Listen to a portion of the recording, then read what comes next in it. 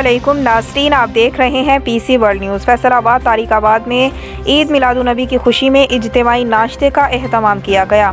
ہمارے نمائندہ خصوصی پاکستان غلام دستگیر کی تفصیلات کے مطابق طارق آباد میں عید میلاد النبی کی خوشی میں اجتماعی ناشتے کا اہتمام کیا گیا۔ پٹھورے، چنا اور حلوہ پوری سے شرکا کی توازی کی گئی۔ شہریوں کی بڑی تعداد گرما گرم ناشتے سے لطف اٹھایا اور رات تک لنگر تقسیم کیا گیا۔